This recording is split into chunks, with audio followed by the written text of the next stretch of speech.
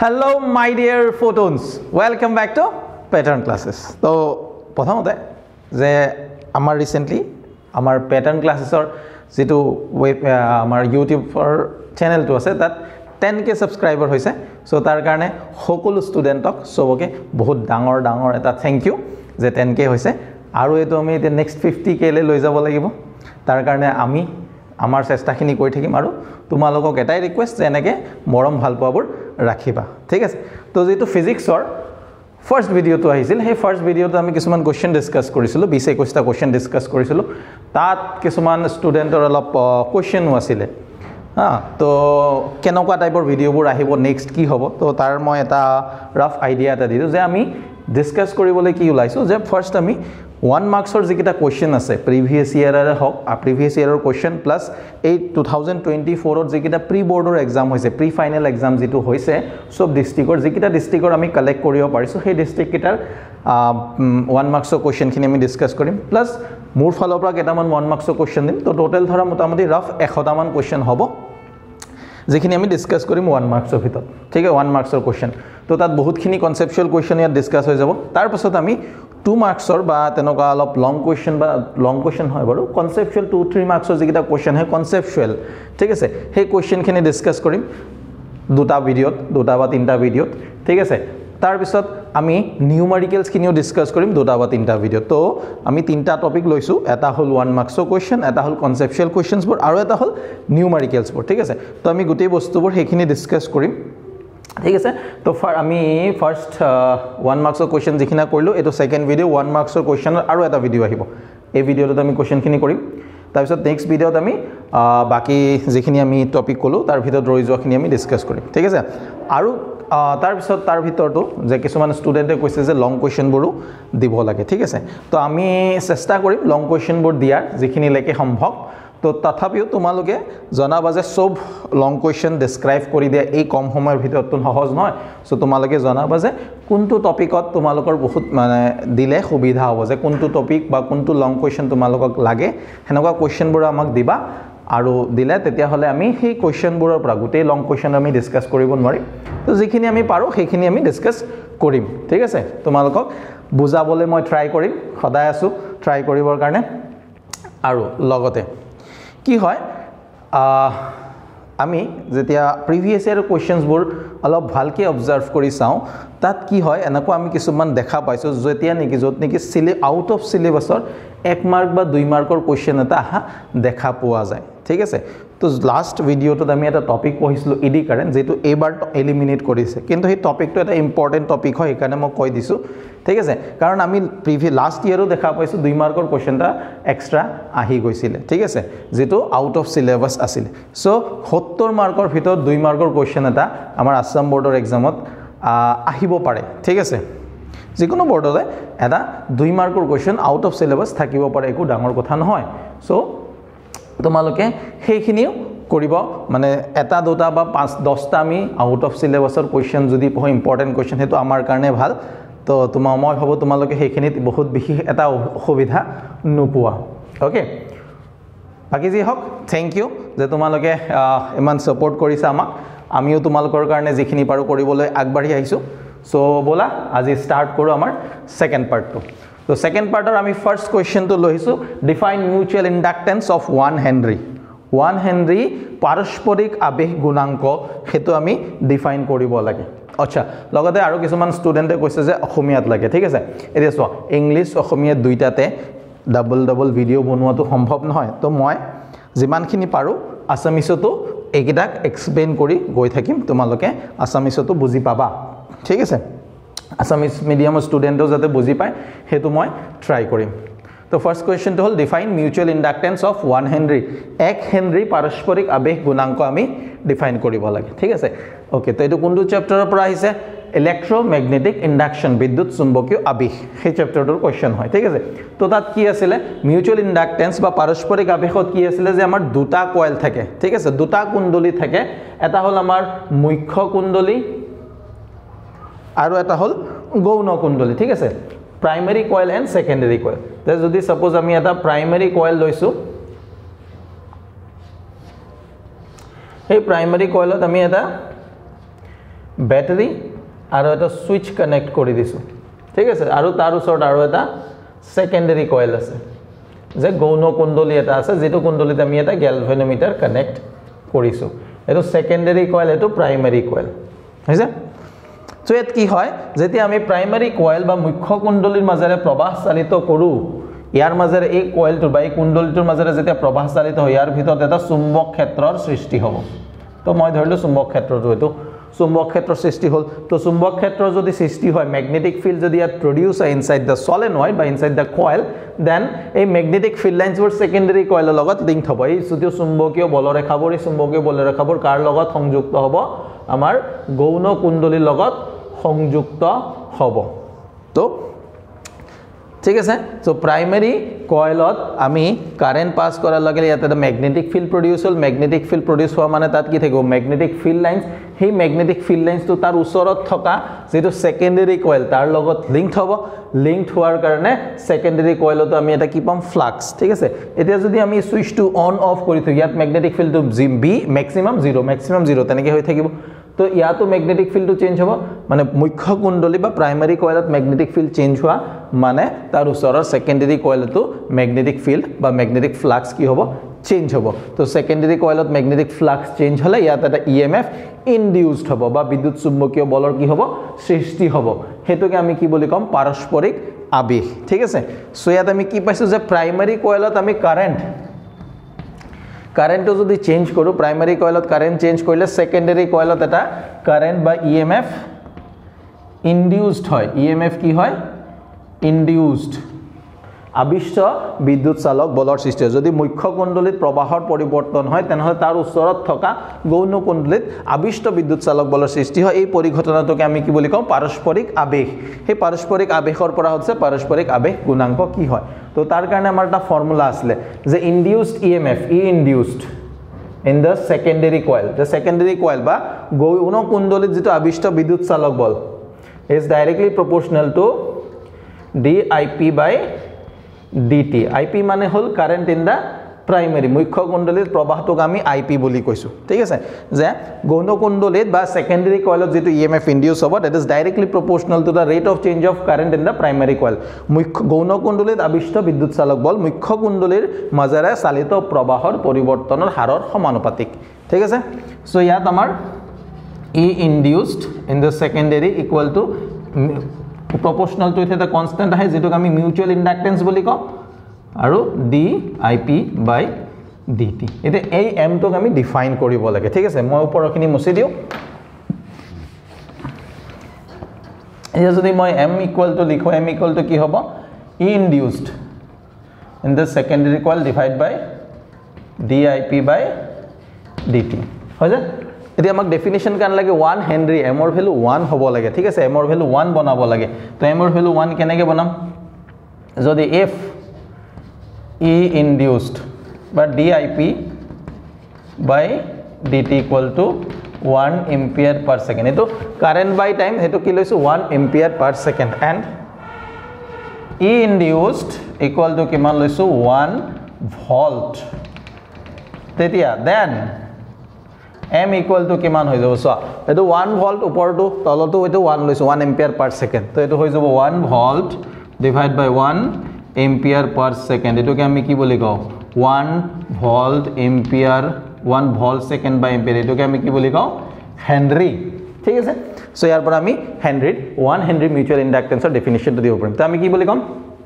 যে যদি মুখ্য কুণ্ডলীত মাজেৰে চালিত প্ৰবাহৰ পৰিৱৰ্তনৰ হাৰ 1 এম্পিয়াৰ পাৰ সেকেন্ড হয় আৰু তাৰ কাৰণে গৌণ কুণ্ডলীত আবিষ্ট বিদ্যুৎ চালক বল 1 ভোল্ট হয় তেনে হলে সেই কুণ্ডলী দুটাৰ পাৰস্পৰিক আবেশ গুণাঙ্কৰ মান কিমান হ'ব 1 হেনরি ঠিক আছে if the rate of change of current in the primary coil is 1 ampere per second and due to this EMF induced in the secondary coil is 1 volt then the mutual inductance of the two coil will be equal to 1 henry তো 1 henry definition eto ahi gol ami likhilu okay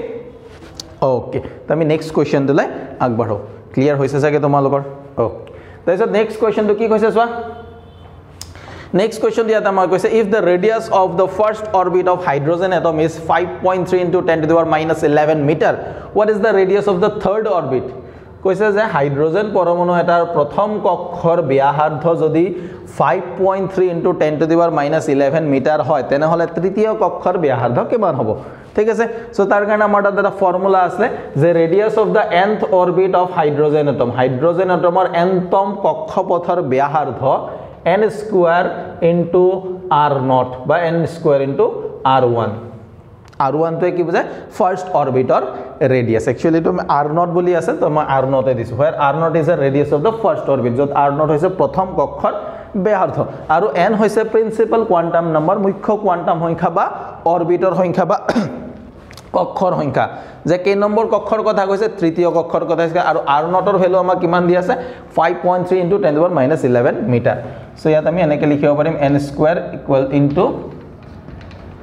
5.3 × 10⁻11 metre গতিকে n = যদি 3 হয় তেতিয়া third অৰবিটৰ কাৰণে কি হ'ব 3 square * 5.3 × 10⁻11 metre তাৰ মানে 9 * 5.3 × 10⁻11 metre 27 47 point into 10⁻11 meter by the kami 4.77 into 10⁻10 meter ba 4.77 angstrom boli ami yat likhibo paru thik ase so amar eto part hoy gol summer কোনটো কোশ্চেন 22 23 নম্বৰ কোশ্চেন আছে সোয়া ইয়াত 22 23 24 25 যেকিটা question আছে কিটা 2019 ৰ question হয় হা আৰু লাষ্টৰ এজ এটো আছে এটো 2018 ৰ কোশ্চেন তো তেনেকে আমি 2016 লৈকে প্ৰিভিয়াস ইয়াৰৰ কোশ্চেনছ বোৰ কৰিম প্লাস আমি প্ৰি বৰ্ডৰ এক্সাম যিবোৰ আছে হেবোৰৰ কোশ্চেনো কৰিম প্লাস আৰু কিছুমান এক্সট্ৰা কনসেপচুৱেল কোশ্চেন আমি কৰিম ঠিক আছে 1 মাৰ্কছৰ তো আমাৰ 23rd নম্বৰ কোশ্চেনটো হৈ গল ইমান আমষ্ট্ৰং হ'ব ঠিক আছে ক্যালকুলেশন তো তোমালকে অলপ চাবা মই যেহেতু অলপ ফোনকালে কৰি আছো কেতিয়াবা অলপ পইণ্টৰ খেলিমেলি হ'ব পাৰে চাই লবা ঠিক আছে নিজে কৰিবা ক্যালকুলেশন তো নিজে কৰিব ট্ৰাই কৰিবা তাৰ পিছত কি হ'ব ইয়াত কি কৈছে so if the work function of metals x and y are if the work function of metals x and y are 4.17 electron volt and 8.24 into 10⁻19 joule respectively then for which metal lesser amount of energy is required to emit an electron ঠিক আছে তো খমিয়াত মই কোশ্চেনটো কৈ দি আছো যদি দুটা ধাতু x আৰু y এৰ কাৰ্যফলন ক্ৰমে 4.17 ইলেক্ট্ৰন ভোল্ট আৰু 8.24 into 10⁻19 জুল হয় তেনেহলে কোনটো ধাতুবীয় পৃষ্ঠৰ পৰা ইলেক্ট্ৰন এটা নিৰ্গত হ'বলৈ কম পৰিমাণৰ শক্তি লাগিব ঠিক আছে প্ৰয়োজন হ'ব কোশ্চেনটো হল হেতু এতিয়া এটো আমি কোৰ পৰা কম হেতু হল যে মেটেল এটাৰ ওয়াৰ্ক ফাংশন যিমানে বেছি হ'ব হিমানে তাৰ পৰা ইলেক্ট্ৰন এমুভ কৰিবলৈ বা ইলেক্ট্ৰন ইমিট হ'বলৈ বেছি এমাউন্ট অফ এনাৰ্জি লাগিব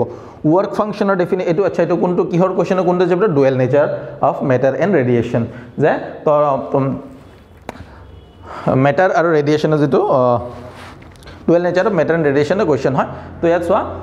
work function or kothai work function ki hai work function is the minimum amount of energy required by an electron to just escape from the metal surface definition khini ami monot rakhibo lagibo je dhatobiya prishto etar karjofalonor definition ki hoy je dhatobiya prishto ekhonor pora eta electron nirgoto hobole je nimnotom porimanor shoktir proyojon hobo hei shoktike ami dhatobiya prishtotor ba dhatotor karjofalon boli কও যার SI একক হল জুল কিন্তু ইয়াক আমি express কি হত কৰো ইলেক্ট্ৰন ভোল্টত কৰো এতে ইয়াৰ পৰা আমি গম পাইছো যে যাৰ কাৰ্যফলনৰ মান যিমান বেছি হ'ব হিমানে ইলেক্ট্ৰনটো তাৰ পৰা ওলাবলৈ বেছি পৰিমাণৰ শক্তি লাগিব এতে এক্স মেটেলটোৰ কাৰণে আমাৰ কাৰ্যফলন আমি ওয়ার্ক w নট এ দি লিখো বা আমি ফাই নট এ দিও লিখো যা কিটো আমাক কিমান দি আছে 4.17 ইলেক্ট্ৰন ভোল্ট আৰু y মেটেলটোৰ কাৰণে আমাক কাৰ্যফলন দিয়া আছে 8.24 into 10⁻19 জুল ঠিক আছে এতিয়া চোৱা এটা আছে ইলেক্ট্ৰন ভল্টত এটা আছে জুলত তো যদি ইলেক্ট্ৰন ভল্ট আৰু জুলত যদি আছে এইকেইটাক আমি কম্পেয়াৰ কৰিব নোৱাৰো দুইটা ইউনিট সেম থাকিব লাগিব সো আমি সেই কাৰণে হয়তো ইলেক্ট্ৰন ভল্টক জুললৈ লৈ যাব লাগিব বা জুলটোক ইলেক্ট্ৰন ভল্টলৈ লৈ যাব লাগিব তো আমি এটোৱে কৰি দিছো যেহেতু এটো তলত আছে যে ইলেক্ট্ৰন জুলক যদি মই ইলেক্ট্ৰন ভল্টলৈ লৈ যাব লগিয়া হয় তেতিয়া কি কৰিব লাগে we have to divide the value by the charge of an electron to yag ami electron or adhane de divide koribo lagibo tar mane 1.6 into 10 to the power minus 19 coulomb to joule by coulomb ki hoy jabo electron volt to 10 to the power minus 10 to the minus 19 cancel gol 8.24 divide by 1.6 kole ami pam 5.15 moi to agote kori thoisu tumaloke nije kori pelai saba so 5.15 electron volt thik ase দুটা পালো So eta x or karne work functional value 4.17 aru y er karne work functional value 5.15 তো আমি কি দেখা বলো যার work function বা কাৰ্যফলনৰ মান বেছি তাৰ পৰা ইলেক্ট্রনটো নির্গত হবলে ইলেক্ট্রনটো ইমিট হবলে বেছি অ্যামাউন্ট অফ এনার্জি লাগিব সো এত ওয়ার্ক ফাংশন কার বেছি আছে y বেছি আছে সো y এর সাৰফেসৰ পৰা এটা ইলেক্ট্ৰন ৰিমুভ হবলে বেছি অ্যামাউন্ট অফ এনাৰ্জি লাগিব আৰু x এৰ পৰা কম অ্যামাউন্ট অফ এনাৰ্জি লাগিব এটা আমাৰ কোশ্চেনটো সুধিছে কি লেসাৰ অ্যামাউন্ট অফ এনাৰ্জি কম পৰিমাণৰ শক্তি কোনটোত লাগিব সো কম পৰিমাণৰ শক্তি ক'ত লাগিব x ধাতুটোৰ বাবে কম x ধাতুটোৰ পৰা ইলেক্ট্ৰন এটা গত হবলে কম পৰিমাণৰ শক্তিৰ প্ৰয়োজন হ'ব ঠিক আছে সো আমাৰ 24 নম্বৰ কোশ্চেনটো হৈ গল তাৰ পিছত আমি চাও এটো এটা সিম্পল কোশ্চেন এটা দিছে the sparkle of diamond can be explained by which phenomena হেতু আমি আগৰ ভিডিওটো কৈছিলো যত আমি টোটাল ইন্টাৰনাল ৰিফ্লেকশন পঢ়িছিলো যে হীৰাৰ ত্ৰিভুজনেৰে আমি পোহৰৰ কোনটো ফেনোমেনা বা পোহৰৰ কোনটো ফেনোমেনাটো অসমীয়াটো আহা নাই বাৰু ফেনোমেনা দ্বাৰা আমি এক্সপ্লেইন কৰিব পাৰো ঠিক আছে সো এটো কি হয় টোটাল ইন্টাৰনাল ৰিফ্লেকশন বা আভ্যন্তৰীণ পূৰ্ণ প্ৰতিফলন ঠিক আছে তাৰ পিছত আহিছে কি হোৱাট ইজ ইম্প্যাক্ট প্যাৰামিটাৰ ঠিক আছে তো ইম্প্যাক্ট প্যাৰামিটাৰ হয় কি ইম্প্যাক্ট প্যাৰামিটাৰৰ অসমীয়া নামটো মোৰ মনতে ইম্প্যাক্ট প্যাৰামিটাৰ আমাৰ কোড আছে atoms and nuclear Rutherford alpha particle scattering experiment ৰাদাৰফোৰ্ডৰ যেটো আলফা কণা বিচ্যুতি পৰীক্ষা সেই পৰীক্ষাটোতে আমাৰ কি আছে ইম্প্যাক্ট প্যাৰামিটাৰ এতে ইম্প্যাক্ট প্যাৰামিটাৰ হয় কি সোৱা আমি যদি এটা নিউক্লিয়াছ লৈছো হে নিউক্লিয়াছ যেটো আছে হে নিউক্লিয়াছটো ধনাত্মক ভাবে আহিতো নিউক্লিয়াছত আমি জানো যে পজিটিভ চার্জ থাকে so nucleus is positively charged ঠিক আছে এ আলফা পার্টিকল হয় কি আলফা পার্টিকল আমি কি কোনটোক আলফা পার্টিকল বুলি কও আলফা কণা আমি কাক বুলি কও যে আলফা কণা হল হিলিয়াম যেটো আছে ন হিলিয়াম এতে হিলিয়ামত দুটা ইলেক্ট্রন থাকে তো হিলিয়ামৰ পৰা যদি আমি দুটা ইলেক্ট্ৰন ওলাই দিও যে ইয়াৰ পৰা দুটা ইলেক্ট্ৰন ওলিয়াৰ পাছত হিলিয়াম এটা আয়ন হৈ যাব যে দুটা ইলেক্ট্ৰন যদি মই হিলিয়ামৰ পৰা ৰিমুভ কৰি দিও তেতিয়া হিলিয়ামটো কি হৈ যাব এটা আয়ন হৈ যাব হিলিয়াম 2+ আয়ন হেই হিলিয়াম 2+ টু আয়নটোকে আমি কি বুলি কম alpha particle the doubly ionized helium particle is called alpha particle doubly ionized helium atom is called alpha particle ঠিক আছে তো এইটো সাইডৰ পৰা যদি হিলিয়াম কণা এটা আহে ঠিক আছে আলফা পাৰ্টিকল এটা এনেকৈ আহি আছে ঠিক আছে আলফা পাৰ্টিকল তো পজিটিভলি চাৰ্জড আৰু যেটো নিউক্লিয়াছ আছে ইউ পজিটিভলি তো আলফা পাৰ্টিকল যেতিয়া এনেকৈ ওচৰত আহিব পজিটিভৰ মাজত কি হ'ব ৰিপালশন বিকৰ্ষণ হ'ব বিকৰ্ষণ হোৱাৰ লগে লগে ইয়াৰ পাথটো এনেকৈ ডেভিয়েট হৈ যাব ঠিক আছে এই ঘূৰি বেলেগ ফালে গুছি যাব এতিয়া প্ৰথমতে ইয়াৰ যেটো ভেলোসিটি ডাইৰেকশন যদি আমি চাও যে আলফা পাৰ্টিকলটোৰ যেটো ভেলোসিটি বা বেগৰ দিশ হল এটো এই লাইনটোকে আমি কি বুলি কম velocity of the direction of the velocity of the alpha particle ঠিক আছে তাৰ পিছত এটো নিউক্লিয়াছ তো নিউক্লিয়াছৰ সেন্টাৰ আৰু আলফা পাৰ্টিকলৰ যেটো ভেলোসিটিৰ ডাইৰেকশন হেই ডাইৰেকশনটোৰ মাজৰ যেটো পাৰপেন্ডিকুলাৰ ডিসটেন্স হেই ডিসটেন্সটোকে আমি কি বুলি কও ইম্প্যাক্ট প্যাৰামিটাৰ সো নিউক্লিয়াছৰ সেন্টাৰ এটো আৰু ভেলোসিটিৰ যেটো ডাইৰেকশন আলফা পাৰ্টিকলটোৰ ইনিশিয়াল ভেলোসিটি যেটো ডাইৰেকশন ইয়াত নহয় the starting of when the alpha particle is far away from the nucleus যে আলফা কণাটো নিউক্লিয়াছৰ যিকোনো এটা পৰমাণুৰ নিউক্লিয়াছৰ পৰা দূৰত থকা অৱস্থাত আলফা কণাটোৰ বেগৰ দিশ আৰু নিউক্লিয়াছৰ কেন্দ্ৰৰ মাজৰ যেটো লম্ব দূৰত্ব সেই দূৰত্বটোকে আমি কি বুলি কও ইম্প্যাক্ট parameter ঠিক আছে so impact parameter is the perpendicular distance between the direction of the velocity of the alpha particle and the center of the nucleus nucleus when the alpha particle is far away from the nucleus ta mane ami ei direction to so eto center tok jodi moi yat loi jao eto so ei jito distance perpendicular distance etok ami ki bole ko impact parameter ei distance to ki ami ki bole kisu impact parameter thik ase so impact parameter hoy gol amar eto yat ei jito angle je alpha konoto iman initial velocity direction eto asle backward iman angle at alpha konoto bekake gusi gol so etok ami ki bole ko scattering angle thik ase angle of scattering boli ko hoise so impact parameter to amar hoy gol tar bisod ami etia next question to loi jao ঠিক আছে তো next আমার question খিনি চাও যে কি আছে তো 2018 এর কোশ্চেনে আমি লাস্ট কোশ্চেনটো যেটো পঢ়িছিলো 2018 এর এটো 2018 এর কি আছে which layer of atmosphere protects us from UV ray তো যেটো আমি সবে জানো যে কোনটো লেয়ারে আমাক প্রটেক্ট করে আলট্রা ভায়োলেট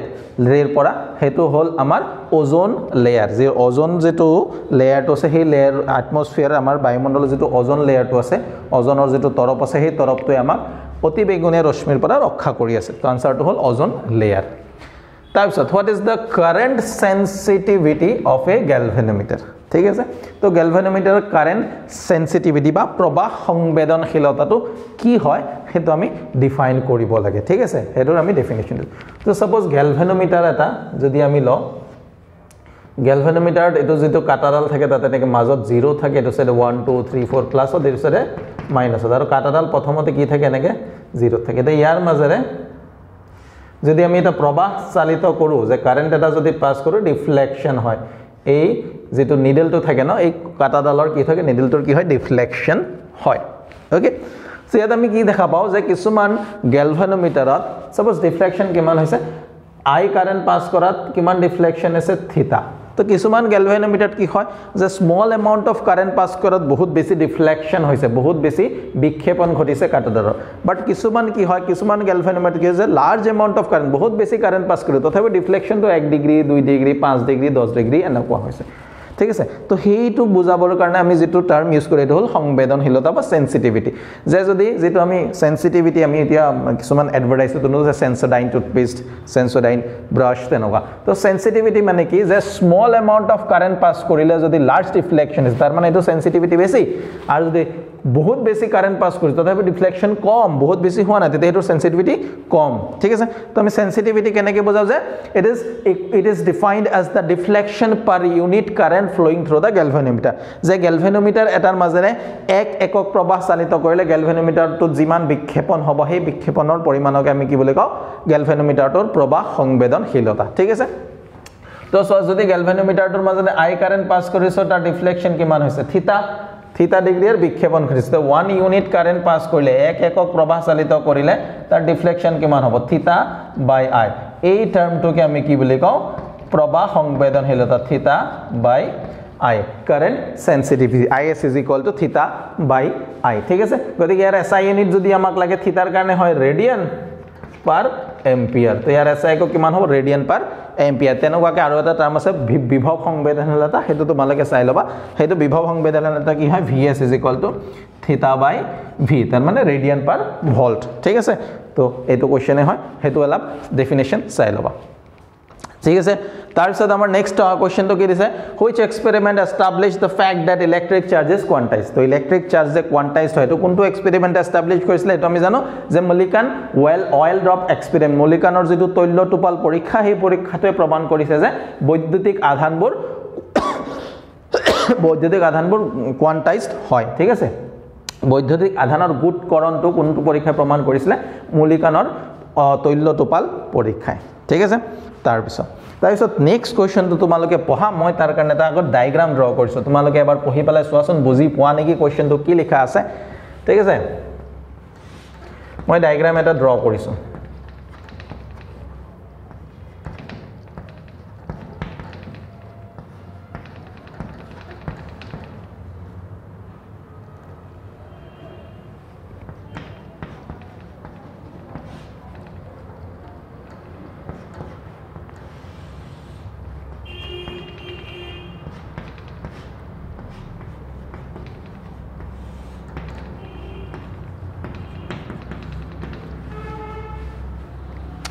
ঠিক আছে তো কোশ্চেনটো কি কৈছে চোৱাচোন if an electric field in an electric field a unit positive charge is displaced from one point to another point along a straight line of length 2 meter and work done is 2 millijoule তাৰ মানে কি কৈছে যে এটা electric ফিল্ডত বিদ্যুৎ ক্ষেত্ৰ এখনত এটা পয়েন্টৰ পৰা আৰু এটা পয়েন্টলৈ যদি আমি এটা 1 একক ধনাত্মক আধান unit positive charge plus 1 unit positive charge এটা 1 একক ধনাত্মক আধান যদি সৰল ৰেখাত এৰ পৰা বি লৈ লৈ যাও স্ট্ৰেট লাইনত যেটো লাইনৰ লেন্থ কিমান 2 মিটাৰ সেই সিচুৱেচনত কাৰ্য আমি কিমান কৰিব লাগে 2 মিলিজুল ওয়াৰ্ক কৰিব লাগে ইমান মিলিজুল কাৰ্য কৰিব লাগে এৰ পৰা বি লৈ এখানে সৰল ৰেখাত এটা ধনাত্মক আধান আনিবলৈ যেটো জি এ আৰু বিৰ মাজৰ যেটো দূৰত্ব হেটো কিমান 2 মিটাৰ ঠিক আছে এমানখিনি কৈছে আমাক তাৰপিছত কোশ্চেনটো কি দিছে if it is displaced along a parabolic path between the same point of length 5 cm what will be the work done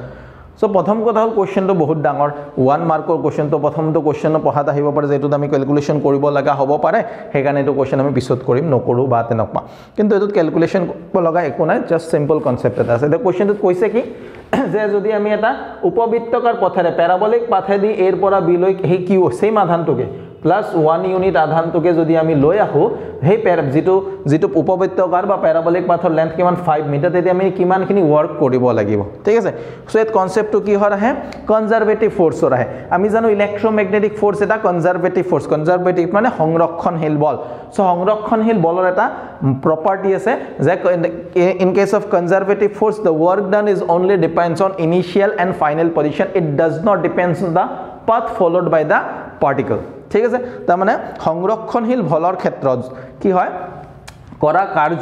কাৰ্যৰ মান প্ৰাৰম্ভিক আৰু অন্তিম বিন্দুৰ ওপৰত নিৰ্ভৰ কৰে সেই কণাটোৱে অতিক্ৰম কৰা পথৰ ওপৰত নিৰ্ভৰশীল নহয় তো যেহেতু দুইটা কেছতে initial and final position same প্ৰাৰম্ভিক আৰু অন্তিম বিন্দু সেম গতিকে দুইটা কেছতে কাৰ্যৰ মান কিমান হ'ব একে হ'ব তো এতিয়াও ইয়াৰ পৰা যেহেতু একে বিন্দু দুটাৰ মাজত লৈ যাব লাগে কিন্তু দূৰত্ব যিমানে হওক যেহেতু বিন্দু দুটা সেম গতিকে ইয়াতো কাৰ্যৰ মান কিমান হ'ব 2 মিলিজুল কাৰ্য কৰিব লাগিব ঠিক আছে তো এইটোৱে হয় কনসেপ্ট সো তাৰ পিছত আমি নেক্সট কোশ্চেনটো লৈ আগবাঢ়ো ওকে তো আমাৰ নেক্সট কোশ্চেনটো চাও আমি নেক্সট কোশ্চেনটো কি কৈছে the product of permittivity and permeability of free space is c to the power 1 c to the power minus 1 c to the power 2 c to the power minus 2 permittivity and permeability আমি জানো যেটো আমি epsilon not বুলি কও আৰু permittivity মানে হল mu naught এই দুটা মাল্টিপ্লাই কৰাৰ পাছত আমি কি পাম এই চাৰিটাৰ পৰা ঠিক আছে সো এটো কোৰ পৰা আহিছে আমাৰ ইলেক্ট্ৰোমেগনেটিক ওয়েভ তাৰ ফৰ্মুলাটো কি আচ্ছা এই কোশ্চেনটো 2017 তাৰ আগৰ কোশ্চেনটো যেটো আমি কৰিছিলো হেতু 2017 ৰ কোশ্চেন হয় হেতৰ পৰা 2017 ঠিক আছে স্টাৰ্ট হৈছে তাৰ পিছত ইয়াৰ পৰা আমাৰ 2016 ৰ কোশ্চেন স্টাৰ্ট হৈছে সো এপসাইলন নট আৰু মিউ নটৰ যেটো প্ৰডাক্ট তাৰ আনসাৰটো কি হ'ব আমাক হেতু লাগে সো তাৰ দাত আমাৰ ৰিলেশনটো কি আছিল যে c = 1 by root over mu naught epsilon naught আমাৰ ফৰ্মুলাটো এটো ফৰ্মুলা মনত ৰাখিবা ইম্পৰ্টেন্ট হয় এটা যেহেতু আমাক mu naught epsilon naught লাগে আমি both সাইডে স্কয়ার কৰি দিও both সাইডে যদি মই স্কয়াৰ কৰি দিও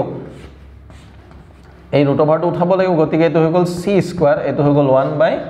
mu naught epsilon naught তো এতিয়া আমাক লাগে কি mu naught epsilon naught লাগে যতে মানে এটো যদি ওপৰ এটো আমি কি কৰিব লাগিব ওপৰত উঠাব লাগিব তো এটো যদি ওপৰত উঠাই দিও c স্কয়াৰ টো 1 আছে এটো 1 হৈ যাব তাৰ মানে এটো 1 by c square equal to হৈ যাব mu naught epsilon naught গতিকে c স্কয়ার টো বল কৰিলে c to the power minus 2 is equal to mu naught epsilon naught তাৰ মানে mu naught epsilon naught কৰাৰ পাছত আমি কি হ'ব c to the power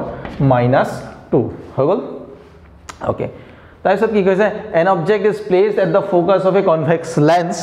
where will the image be formed এটো আমি সবে জানো যে এটা যদি উত্তল লেন্সৰ ফোকাসত যদি আমি লক্ষ্য বস্তু এটা ৰাখো তেনেহলে তাৰ প্ৰতিবিম্ব কোত গঠন হ'ব আমি জানো যে ফোকাসত যদি অবজেক্ট প্লেস কৰিছো ইমেজ টু ইনফিনিটিত হ'ব আৰু যদি ইনফিনিটিত অবজেক্ট আছে ইমেজ টু কোত ফৰ্ম হ'ব ফোকাসত ঠিক আছে so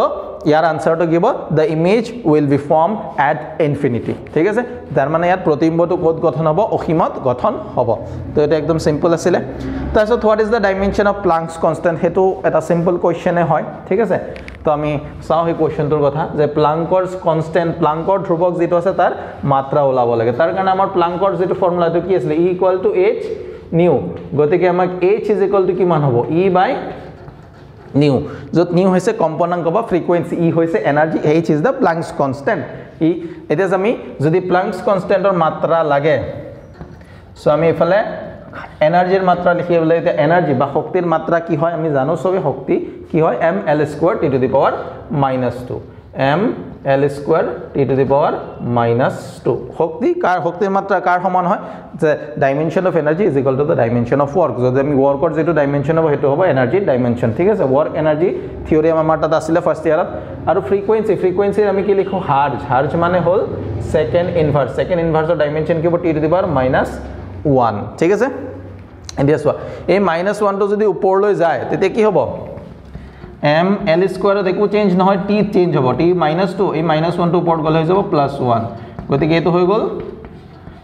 ml² t to the power -1 ml² t to the power -1 so Planck's কনষ্টেন্টৰ যেটো মাত্ৰা ডাইমেনশন হ'ব ml² t to the power -1 তো এটো আমাৰ হৈ গল তাৰ পিছত আমাক কি কৈছে what is the SI unit of permittivity মানে আমাৰ কি হয় এপসাইলন নট বা এপসাইলন নটৰ যেটো ইউনিট হেতু আমাক লাগে সো এটা আমি কোৰ পৰা ওলাব পাৰিম আমি হেতু যদি তোমালোকে জানাতন ভালেই বাৰু যদি না জানা আমি যেটো কুলম্বস ল আছে কুলম্বস লৰ পৰা ওলাব পাৰিম কুলম্বস ল কি যে F = 1/4 pi epsilon not q1 q2 r²। ঠিক আছে তো ইয়াত আমি এপসাইলন নটৰ ডাইমেনশন লাগে q1 q0 তে বুদা আছে আধান গতিকে আধান ইনটু আধান দুইটা আছে গতিকে এটোক মই সিম্পল কি লিখি দিলো q² বুলি লিখি দিলো r² q ৰ মাত্ৰা আমি জানো r ৰ জানো f ৰ জানো এপসাইলন নট নাজানো আমি ওলাও আৰু 4 পাই যেটো আছে এটোৰ কোনো ধৰণৰ মাত্ৰা নাই গতিকে আমি যদি মাত্ৰিক ফৰ্মুলাত লিখো মাত্ৰিক f = হ'ব dimension of q² epsilon not r² 4 পাই তো আমি কিউ লিখো কাৰণ 4 পাই ডাইমেনশন নাই গতিকে এপসাইলন নট তো যদি মই এফালে লৈ হয়তো সাইডে f টো গতি যাব তলত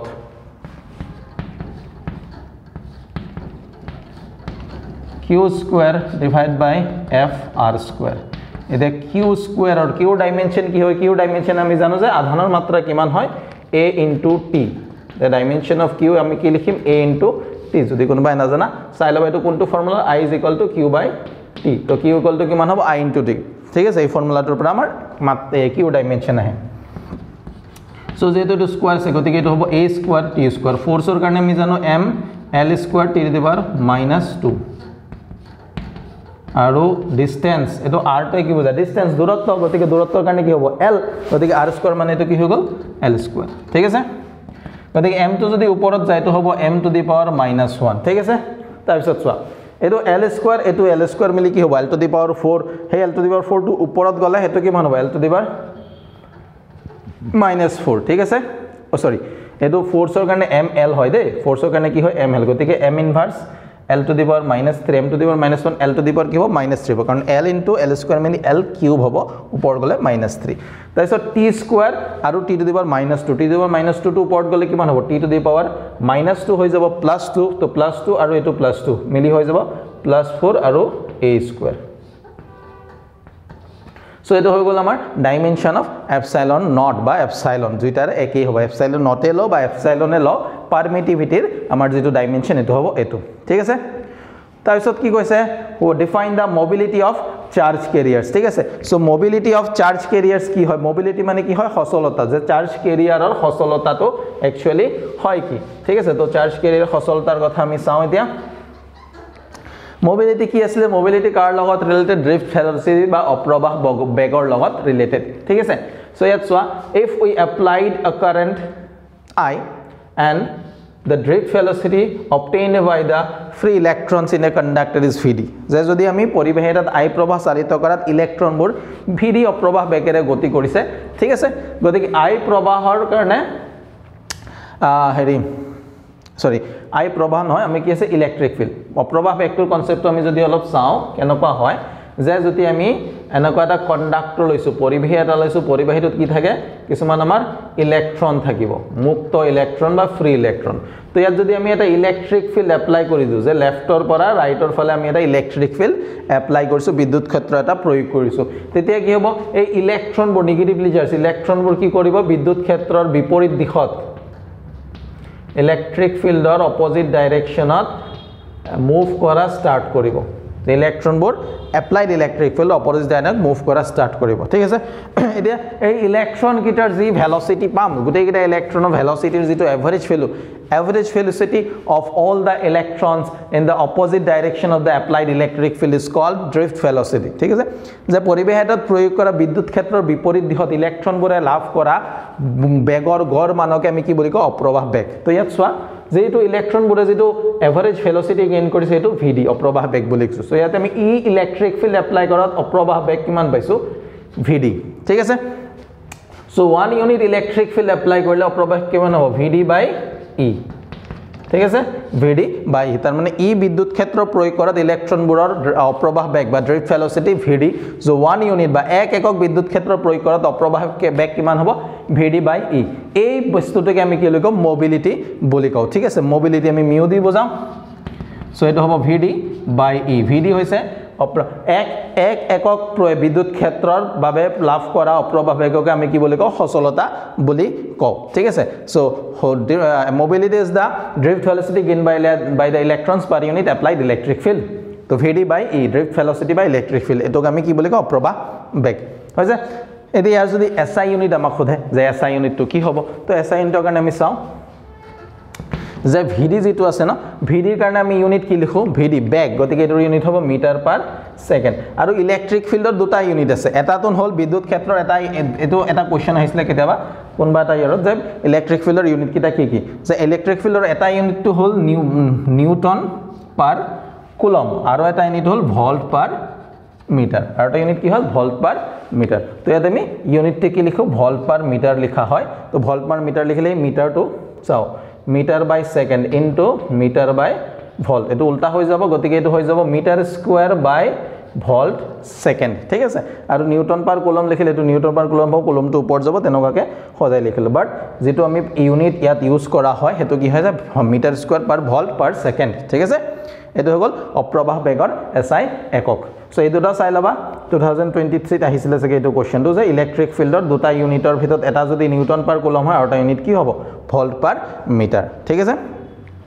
তাৰপিছত কি হৈছে what is the missing term in Ampere সাৰ্কিটেৰ ল এম্পিয়াৰ বৰ্তনী সূত্ৰত যেটো মিসিং টাৰ্ম যেটো টাৰ্ম মিস হৈ আছিল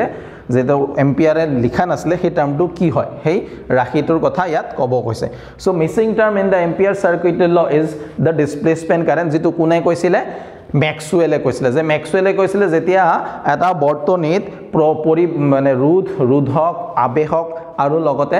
ধাৰক থাকিব তেতিয়া এই ধাৰকৰ দুটা প্লেটৰ মাজত যেটো কাৰেন্ট ফ্লো হেতু কি বুলি কোৱা হয় displacement current the current flowing through the two plates of the capacitor due to the change in the electric field is called the displacement current which is missing in the first ampere circuital law then আমাৰ ম্যাক্সওয়েলে হে ampere সাৰ্কিটেৰ ল modify কৰি আমাক হে displacement কাৰেন্টৰ কনসেপ্টটো add কৰি দিছিলে ঠিক আছে সো ম্যাক্সওয়েলে কি কৈছিলে যে line integration b dot dl equal to mu naught into I যত IC মানে কন্ডাকশন কারেন্ট পরিবাহী প্রবাহ ঠিক আছে বাট এম্পিয়ার ম্যাক্সওয়েলে কি কৈছিলে যে b dot dl IC নহয় IC লগত আৰু এটা লাগিব হেতু হল mu naught into IC plus ID যেটোক আমি কি বুলি কও হৰণ প্ৰবাহ বুলি কও বা ডিসপ্লেসমেন্ট কাৰেন্ট এই টাৰ্মটো মিসিং হৈ আছিল আৰু এই টাৰ্মটো কোনে এড কৰি দিছিলে ম্যাক্সওয়েলে এড কৰিছিল যেটো কোৱেশ্চন আমাৰ ইলেক্ট্ৰোম্যাগনেটিক ওয়েভছত আছে ঠিক আছে সো ডিসপ্লেসমেন্ট কাৰেন্টৰ কনসেপ্টটো এড কৰিছিলে কোনে ম্যাক্সওয়েলে যেটো এম্পিয়াৰ সাৰ্কিটেৰ লত মিস হৈ আছিল ঠিক আছে গতিকে এখিনলৈকে কৰিলো নেক্সট আমি কোৱেশ্চনখিনি চাম Okay, তাৰপিছত সোৱা next কি কৈছে what is the range of wavelength of electromagnetic radiation that nature has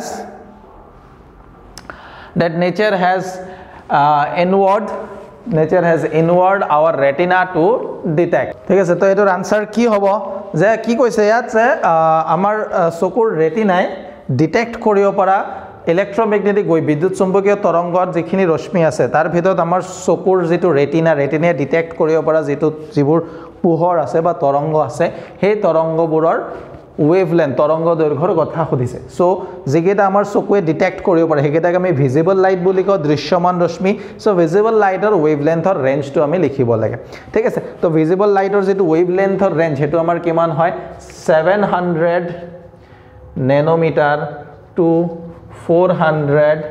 nanometer ঠিক আছে ভিজিবল ৰেট যেটো ভিজিবল ভিজিওৰ যেটো ঠিক আছে তো ভিজিওৰ ভিতৰত আমি জানো যে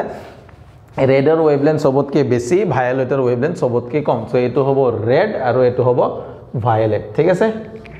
তো আমি ওয়েভলেন্থটো যেহেতু জানো আমি ফ্রিকোয়েন্সিটো জানাটো দৰকাৰ এতে আমি কথাটো এনেকুৱা যাৰ ওয়েভলেন্থ বেছি তাৰ ফ্ৰিকোয়েন্সি কম কম্পনাঙ্ক কম যাৰ তৰংগ দৈৰ্ঘ্য বেছি তাৰ কম্পনাঙ্ক কম যাৰ তৰংগ দৈৰ্ঘ্য কম তাৰ কম্পনাঙ্ক বেছি সো ইয়াত ওয়েভলেন্থ সবতকে বেছি হল ৰেডৰ তো সবতকে ওয়েভলেন্থ কম হ'ব কাৰ সবতকে ফ্ৰিকোয়েন্সি কম কাৰ হ'ব ৰেডৰ হ'ব যেটো হয় 4 * 10 to the power 14 hertz আৰু ভায়োলেটৰ কাৰণে হয় 7 * 10 to the power 14 hertz চাইছানে সোৱা 474 ইয়াত 47 উল্টা আহি যায় 10 to the power 14 10 to the power 14 টো মনত ৰাখিলো নেনোমিটাৰ এটো nm দে mm নহয় nm নেনোমিটাৰ ঠিক আছে ওকে তাৰপিছত কি কৈছে what is the dimension of work function বা কাৰ্যফলনৰ যেটো মাত্ৰা হেতু আমি ইয়াত লিখিব লাগে সো কাৰ্যফলন বা work functionৰ মাত্ৰা তোমালোকে যদি মই কাৰ্যফলনৰ ডেফিনিশনটো কৈছো ফাই নট এটা ইয়াৰ SI ইউনিটৰ পৰা সোৱা SI ইউনিট কি হয় work function এৰ SI ইউনিট হয় জুল তাৰ মানে জুল মানে কি work মানে এনাৰ্জি সো তাৰ ডাইমেনশন হ'ব workৰ ডাইমেনশন যেটো হয় ml² * 10 to the power -2 কাৰ্যৰ যেটো মাত্ৰা হেতু হ'ব কাৰ্যফলনৰ মাত্ৰা ঠিক আছে তাৰপিছত আমাৰ কি কৈছে তাৰপিছত নেক্সট কোৱেশ্চনটো সোৱা কি কৈছে চুজ দা কাৰেক্ট অপচন কি কৈছে accelerated electron can show interference only diffraction only and force and both তাৰ মানে এটা যদি তৰিত ইলেক্ট্ৰন আছে তৰিত ইলেক্ট্ৰন দে আমাক ইন্টাৰফাৰেন্স যে পোহৰৰ সমাৰোপণ পোহৰৰ অপবৰ্তন বা অকল পোহৰৰ সমাৱৰ্তন দেখাব বা অকল পোহৰৰ অপবৰ্তনৰ যেটো ফেনোমেন এটো শো কৰিব বা দুইটাই শো কৰিব ঠিক আছে এতিয়া সোৱা accelerated electron আমি ইলেক্ট্ৰোম্যাগনেটিক ওয়েভছত যদি চাও যে ইলেক্ট্ৰোম্যাগনেটিক ওয়েভৰ সোৰ্স কি হয় accelerated চাৰ্জ পাৰ্টিকেল তাৰ মানে accelerated যদি এটা ইলেক্ট্ৰন আছে এটো এটা চাৰ্জ পাৰ্টিকেল তাৰ যদি আমি এসিলেট কৰো তৰিত কৰো গতিকে হি এটা কি কৰিব ইলেক্ট্ৰোম্যাগনেটিক ওয়েভ প্ৰডিউস কৰিব আৰু ওয়েভ যদি প্ৰডিউস হয় ওয়েভে দুইটা ফেনোমেনা দেখায় ইন্টাৰফাৰেন্সও দেখায় আৰু ডিফ্ৰেকশনও দেখায় যে তৰিত ইলেক্ট্ৰন এটা কি কৰিব এটা বিদ্যুৎ চুম্বকীয় তৰংগৰ সৃষ্টি কৰিব আৰু বিদ্যুৎ চুম্বকীয় তৰংগ সমাৰোপণও দেখায় আৰু অপবৰ্তনও দেখায় তাৰ মানে ইয়াৰ আনসাৰটো হ'ব both ঠিক আছে accelerated electron can show both the phenomena interference and as well as diffraction তাৰপিছত write down the dimension and formula of permeability of free space permeability of free space যেটা আমি mu naught Biot Savart law যেটো পাইছো mu naught তাৰ dimension লাগে ঠিক আছে তো mu naught ৰ ডাইমেনশন আমি epsilon naught ৰ যদি জানো তেতিয়া আমি এটো ফৰ্মুলা ইউজ কৰি লব পাৰো তে c = 1/c² = 1/mu naught epsilon naught ঠিক আছে so epsilon naught mu naught = হৈ যাব mu naught তো এফালে গলে 1/c² * epsilon naught আমি অলপ আগতে epsilon naught ৰ ডাইমেনশন আমি ক্যালকুলেট কৰিছো ডাইমেনশনটো ইয়াত বহাবা ঠিক আছে তাৰ পিছত c² মানে কি c মানে কি ভেলোসিটি গতিকে c² ৰ ডাইমেনশন হ'ব m² l to the power -2 velocity হয় ml inverse গতিকে স্কয়ার কৰি দিয়াৰ লগে m² l to the power -2 এটো ডাইমেনশন তাৰ পৰা তোমালোকে ওলাব পাৰিবা আৰু এটা প্ৰসেস মই কৈ দিও আৰু এটা প্ৰসেস তোমালোকে কেনেকৈ ওলাব পাৰা যে Biot Savart law যেটো আছে dB = mu naught by 4 pi I dl sin theta by r square যত r হৈছে দূৰত্ব dl হৈছে লেন্থ কাৰেন্ট এলিমেন্ট প্ৰবাহ খণ্ড I হৈছে প্ৰবাহ dB হৈছে চুম্বক ক্ষেত্ৰ mu naught হৈছে পারমিয়েবিলিটি বা চুম্বকীয় প্রাবশ্যতা এতিয়া যদি আমাক ডাইমেনশন ফর্মত লিখো dimension of dB = dimension of ওপৰত হ'ব mu naught I dl sin theta যেহেতু এটা অ্যাঙ্গেল ইয়াৰ ডাইমেনশন নাই 4 পাই এটা নাম্বাৰ গতিকে ইয়াৰ ডাইমেনশন আৰু কি হ'ব r² গতিকে যদি mu naught লাগে r² টো মই এফালে লৈ আহিলে r² টো ইয়াত মাল্টিপ্লাই হ'ব I dl টো ডিভাইড হ'ব তাৰ মানে মই ইয়াত একেবাৰে লিখিব পাৰিম যে mu naught = dB into r² divided by I into dl গতি এমাত r² ৰ জানো আমি জানো r² কি হ'ব l² কাৰেন্টৰ কাৰণে এম্পিয়াৰ হ'ব dl ৰ কাৰণে হ'ব l এই dB ৰ কাৰণে কি হ'ব হেতু কেনেকৈ ওলাবা সেইটো মনত নাথাকিব পাৰে তো ডিবি বা চুম্বক ক্ষেত্ৰৰ যদি আমাৰ ম্যাগনেটিক ফিল্ডৰ যদি ডাইমেনশন লাগে হেতু আমি এটা প্ৰসেস ইউজ কৰি উলাব পাৰো বা প্ৰসেস নহয় সৰি এটা ফৰ্মুলা ইউজ কৰি উলাব পাৰো যাৰ মনত থাকে তন ভাল বাৰু যদি কাৰোবাৰ কোনোবাই পাহৰি যোৱা তেনেহলে আমাৰ ইয়াত এটা ফৰ্মুলা আছে force on a moving charge in a magnetic field যে এটা চুম্বক ক্ষেত্ৰত গতি কৰা কণা এটাৰ ওপৰত ক্ৰিয়া কৰা চুম্বকীয় বলৰ মান F = কিমান হয় q bv sin θ যেহেতু sin θ এটা ডাইমেনশনলেস গতিকে ডাইমেনশনত আমি এটো নিলিখো তো গতিকে b যদি আমি ডাইমেনশন উলাব যাও f by qv কৰি দিম b qv তো এফালে আহিলে সো ফোৰ্সৰ কাৰণে হয় m l t to the power -2 চাৰ্জৰ কাৰণে at into velocity কাৰণে lt -1 ঠিক আছে সো m ত একো চেঞ্জ নহয় m এটাই আছে ওপৰত l ত কি হ'ব সো l আৰু l ক্যান্সেল যাব তাৰ মানে m l not ঠিক আছে t এটো +1 আছে -1 ক্যান্সেল যাব m l not t to the power -2 a to the power -1 so এটো হৈ গল b ডাইমেনশন তো db এর কারণে ডাইমেনশন এটো হ'ব db এর কারণে ডাইমেনশন এটো হ'ব r স্কয়ারের কারণে হ'ব l স্কয়ার কাৰেন্টৰ কারণে হ'ব a dl এর কারণে হ'ব l গতিকে এইখিনি লিখি পেলাই তোমালোকে ডাইমেনশনটো ক্যালকুলেট কৰিবা ইজি হয় পাৰিবা ঠিক আছে সো আমি তাৰ পিছত নেক্সট আমাৰ যেকিটা কোশ্চেন আছে হেখিনি লেকে যাও Okay, so tar bisorto ki ase an object is placed between the pole and the focus of a convex lens what will be the nature of the image to ei question to actually tomalogor kor por aise jodi tomaloke heri to pohisa ki boli kay simple microscope to simple microscope jodi pohisa tomaloke er answer to dhuniya ke dibo pariba je jodi eta convex lens uttol lens ekhonor focus aru pole focus আৰু মেৰুৰ মাজত যদি লক্ষ্য বস্তু এটা ৰাখো তেনেহলে প্ৰতিবিম্বৰ যেটো নেচাৰ কি হ'ব প্ৰকৃতিটো কেনেকুৱা হ'ব তো আমি ইয়াত জানো যে প্ৰতিবিম্বটো অহত থিয় আৰু লক্ষ্য বস্তুতকে ডাঙৰ আকাৰৰ হ'ব the image formed will be a virtual erect and magnified ঠিক আছে তো এটো সিচুয়েশন হ'ব ইয়াত আনসারটো এটো হ'ব ওকে তাৰ পিছত আমি কি আছে what is the shape of the interference fringe in Young's double slit experiment ঠিক আছে তো ইয়ংৰ দ্বিছিদ্ৰ পৰীক্ষাত যেটো আমি সমাৰোপিত তৰংগৰ যেটো ফ্ৰিঞ্জ পাম ফ্ৰিঞ্জ ঠিক আছে পতিটো পাম সমাৰোপিত পতি হি পতিটোৰ আকাৰ কেনেকুৱা হ'ব ঠিক আছে সো আমাৰ এনসিআৰটি তে দিয়া আছে লাষ্টৰ ফালে যে ইন্টাৰফাৰেন্স ফ্ৰিঞ্জবোৰ কি হ'ব প্যাৰালাল হ'ব ঠিক আছে নকা প্যাৰালাল আমি ফ্ৰিঞ্জ দেখা পাম ডাৰ্ক তাৰপিছত ব্ৰাইট তাৰপিছত আকৌ ডার্ক ব্রাইট ডার্ক এনেকা স্ট্রেট প্যারালাল আমি ফ্রিঞ্জ দেখা পাম ঠিক আছে তো স্ট্রেট লাইন দেখা পাম straight line parallel straight line जो ফ্ৰিঞ্জৰ শেপ যদি কৈছে তো আমি কি লিখিম সৰল ৰৈখিক স্ট্ৰেট লাইন দেখা পাম shape of the fringes will be straight line ঠিক আছে তাৰপিছত what is the de Broglie wavelength associated with an electron accelerated through a potential pd মানে potential difference of 100 তাৰ মানে ইয়াত কি কৈছে যদি ইলেক্ট্ৰন এটাক আমি 100 ভোল্ট বিভৱৰ দ্বাৰা তৰিত কৰো তেনেহলে সেই ইলেক্ট্ৰনটোৰ লগত জড়িত তৰংগ দৈৰ্ঘ্য ডি ব্ৰগলি তৰংগ দৈৰ্ঘ্যৰ মান কিমান হ'ব ঠিক আছে গতিকে ইয়াৰ কাৰণে এটা ফৰ্মুলা আছিল if an electron is accelerated through a potential difference of v volt যদি ইলেক্ট্ৰন এটাক v volt বিভৱ ভেদৰ দ্বাৰা তৰিত কৰা হয় তাৰ লগত জড়িত তৰংগ দৈৰ্ঘ্যৰ মানটো হয় lambda is equal to h by root over twice m q v যত কি হৈছে charge of the particle v হৈছে ভোল্টেজ ঠিক আছে এই গুডে ফেলটো যদি ইলেক্ট্রন হয় তেতে ইলেক্ট্ৰনৰ ভৰ আমি ইয়াত লিখিম ইলেক্ট্ৰনৰ আধাম লিখিম ভোল্টেজটো আমাক 100 ভোল্ট দি আছে h এর ভ্যালু আমি জানো প্লাঙ্কস কনস্ট্যান্ট 6.6 * 10⁻34 জুল সেকেন্ড তো এই গুটেখিনি ভ্যালু বহা আমি আনসারটো কৰিব লাগিব কিন্তু তোমালোকে যদি এটা ভ্যালু মনত ৰাখা গুটেখিনি আনসাৰ বহাব গুটেখিনি বহাব না লাগে তো এটো চোৱা কি হয় 12.3 অ্যামস্ট্রং আহে ডিভাইড বাই √/ v মানে এই ভ্যালু কিটা যেহেতু কনস্ট্যান্ট h কনস্ট্যান্ট ইলেক্ট্ৰনৰ ভৰ কনস্ট্যান্ট ইলেক্ট্ৰনৰ চার্জ কোন এই গুটে ভ্যালু বহালে ভ্যালুটো কিমান হয় 12.3 into 10⁻7 meter -10 meter 12.3 amstrong divided by √/ v v to hall voltage তো সিম্পল আমি ভোল্টেজৰ ভ্যালুটো বহাই দিলে আমি ইয়াত আনসাৰটো পাই যাম তো ভোল্টেজটো 100 ভোল্ট দিছে তো v ৰ ওপৰত যদি মই ইয়াত 100 ভোল্ট লিখো যে 12.3 by √/ 100 amstrong গতিকে 100 ৰ স্কয়াৰ ৰুট হইব 10 12.3 by 10 amstrong গতিকে এর আনসারটো হ'ব 1.23 আমস্ট্রং এটো 10 দি ডিভাইড করলে 1.23 আমস্ট্রং গতিকে ইলেক্ট্ৰনটোৰ তৰংগ দৈৰ্ঘ্য হবে ঠিক আছে তাৰপিছত কি আছে what is the scattering angle if the impact parameter has a zero value ঠিক আছে impact parameter কথা আমি অলপ আগত পঢ়িছিলো এতে কৈছে যদি impact parameter টো 0 হয় impact parameter ৰ মান যদি 0 হয় তেতিয়া তাত বিচ্যুতি কোণ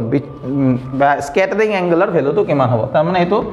নিউক্লিয়াস এটো নিউক্লিয়াসৰ সেন্টাৰ গতিকে নিউক্লিয়াসৰ সেন্টাৰৰ সিধা সিধি আহিব লাগিব আলফা কোণাটো তেতিয়া হলে ইম্প্যাক্ট প্যাৰামিটাৰৰ ভ্যালুটো কিমান হ'ব 0 হ'ব এতিয়া আমি জানো যদি নিউক্লিয়াসৰ সিধা সিধি এনেকে ইলেক্ট্ৰনটো আহে ইয়াৰ কোনো ধৰণৰ ইফালে না যায় ইফালে যায় এই ডাইৰেক্ট কি হ'ব বাউন্স হৈ পেলাই কোন দেখায় আকৌ উল্টা ডাইৰেকশনত উভতি যাব সো ৰিবাউন্স হৈ যাব এই সিচুৱেচনত যেটো এংগল অফ স্ক্যাটাৰিং এটোৰ ভ্যালু কিমান হ'ব 180 ডিগ্ৰী ঠিক আছে তো if the what is the scattering angle if the impact parameter has a zero value if the impact parameter has a zero value then the scattering angle will be 180 degree ঠিক আছে তাৰ পাছত কি কৈছে how does a semiconductor behaves at 0 degree kelvin 0 kelvin তো 0 kelvinত এটা সেমিকন্ডাক্টৰে কেনেকুৱা ধৰণৰ আচৰণ দেখাব তো এটাৰ আনসাৰ হল সিম্পল যে সেমিকন্ডাক্টৰে কি দেখাব এটা সেমিকন্ডাক্টৰতে 0 kelvin উষ্ণতাত এটা অপৰিবাহী বা ইনসুলেটৰ হিচাপে কাম কৰিব ঠিক আছে গতিকে এই কোৱেশ্চন কিটা যেটো আছিল তাৰ মানে ইয়াত আমি যে কোৱেশ্চনখিনি যিখিনি পঢ়িলে হেতু আছিল বি বৰা কলেজৰ যেটো এবাৰ টেস্ট হৈছিল এই টেষ্টৰ কোৱেশ্চন কিটা ঠিক আছে আমি 2016 ৰ কোৱেশ্চনৰ পাছত যিখিনি কোৱেশ্চন পঢ়িলো হেখিনি এটো আছিল ঠিক আছে তো এইখিনি কোৱেশ্চন আমি পঢ়িলো ইয়াত আৰু এটা কোৱেশ্চন হলে what do you mean by electric dipole তাৰ মানে বৈদ্যুতিক দ্বিমেৰু মানে কি বুঝা হেতু আমি সবেই জানো যে বৈদ্যুতিক দ্বিমেৰু কি হয় if two equal and opposite charges separated by a small distance then the arrangement is called electric dipole যদি দুটা সমান আৰু বিপৰীতধৰ্মী আধান এক নিৰ্দিষ্ট দূৰত্বৰ দ্বাৰা পৃথক হৈ থাকে তেনে হলে তাক আমি কি বুলি কও বৈদ্যুতিক দ্বিমেৰু ঠিক আছে সো আমি এইখিনি কোৱেশ্চন ডিসকাস কৰিলো 50টা কোৱেশ্চন ন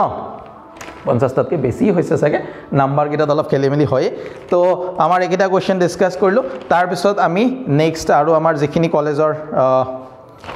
কোৱেশ্চন আমি ডিসকাস কৰিব পাৰিম হেখিনি ডিসকাস কৰিম বিবৰা কলেজৰ আছে নগাঁও কলেজৰ আছে দেৰগাঁও কলেজৰ আছে আৰু যিখিনি আমি ডিসকাস মানে পাইছো কোৱেশ্চন পেপাৰ হেখিনি নেক্সট আমাৰ ভিডিওটো ডিসকাস কৰিম আৰু কোৱেশ্চন আহি থাকিব তোমালোকৰ আৰু এই গোটেইখিনি পিডিএফ তোমালোকে আমাৰ পেটাৰ্ন ক্লাसेसৰ ওয়েবসাইটত পাই যাবা আগৰ ভিডিওটোৰো আৰু এইটো ভিডিওৰো গোটেইখিনি পিডিএফ খিনি তোমালোকে আনসাৰ কোৱেশ্চন আনসাৰ খিনি তোমালোকে পেটাৰ্ন ক্লাसेसৰ ওয়েবসাইটত পাই যাবা তাৰ পৰা ডাউনলোড কৰি লবা আৰু ঠিক আছে তো এনেকুৱাকে আমি পঢ়ি থাকিম ধুনিয়াকে পঢ়া ভালকে পঢ়া ৰিজাল্ট নিশ্চয় সবৰে ভাল হ'ব ঠিক আছে টেনশন লব নালাগে সো টেনশন তো হ'বই কাৰণ পঢ়া শুনা বহুত বেছি জহাৰ হোৱা নাই তাৰ অলপ টেনশন হ'ব তো টেনশন লয়ও এতিয়া একো লাভ নাই পৰীক্ষা দিব লাগিব পঢ়িব লাগিব মুঠতে যি ওচৰত আহে সব পঢ়ি যোৱা আৰু বিশেষকৈ মই কওঁ যে কিছুমান ষ্টুডেন্ট অলপ পাস কৰিবলগীয়া তেনেকে বিধৰ বিচাৰিছে তো তোমালোকক মই কওঁ যে সেকেন্ড পাৰ্ট যেটো আছে ফিজিক্সৰ সেইখিনি আগত পঢ়িলো সেইখিনি কম্পেৰেবলি অলপ ইজি আছে ইম্পৰ্টেন্ট তাত টপিকবোৰ বহুত বেছি টপিক নাই কিছুমান স্পেসিফিক টপিক কিছুমান আছে সো সেকেন্ড পাৰ্টটো আগত পঢ়া তাৰ পিছত তোমালোকক আৰু এটা কথা কওঁ যে তোমালোকে কাৰেন্ট ইলেক্ট্ৰিসিটি চেপ্টাৰটো ভালকে পঢ়া তাৰ পিছত ইলেক্ট্ৰমেগনেটিক ইন্ডাকশন আৰু এসি এই তিনটা চেপ্টাৰ প্ৰথমত ভালকে পঢ়িলোৱা তাৰ পিছত মানে প্ৰথমত সেকেন্ড পাৰ্ট পঢ়া তাৰ পিছত ফাৰ্স্ট পাৰ্টটো পঢ়া যাৰ একেবাৰে মানে বহুত কম পঢ়া হৈছে তো সেকেন্ড পাৰ্টটো পঢ়ি ফাৰ্স্ট পাৰ্টটো লৈ আহা তোমালোকৰ মোটামুটি পাস কৰাকে মাৰ্কস আহি যাব ঠিক আছে তো আমি নেক্সট ক্লাছত অলপ ভালকে ডিসকাস কৰিম যে কেনেকুৱাকে কি পঢ়িব লাগিব আমি কোনটো চেপ্টাৰৰ পৰা কেনেকুৱা ধৰণৰ বস্তুবোৰ পঢ়িলে আমাৰ অলপ লাভ হ'ব ঠিক আছে বাকি শৰ্ট কোৱেশ্চন এখন এখিনি চাব পাৰা এখিনি চালে তোমালোকৰ এখিনি শৰ্ট কোৱেশ্চন আছে তাত লগে তোমালোকে আৰু বহুত কিছু কনসেপ্টটো পাই যাবা সো ধুনিয়াকে পঢ়ি থাকা আমাক সাপোৰ্ট কৰি থাকা আমি তোমালোকক সাপোৰ্ট কৰিম ভাল পোৱাবোৰ ৰাখিবা আৰু সবকে জনাবা লগৰ সবকে সহায় কৰিবা যাতে সবে এই ভিডিওবোৰৰ পৰা কিছুমান লাভ কিছুমান মানে বহুত বেছি নহলো কিছু পৰিমাণে উপকৃত হ'ব পাৰে ঠিক আছে তো আমি নেক্সট ক্লাছত লগ পাম বাই বাই ভালকে পঢ়া ঠিক আছে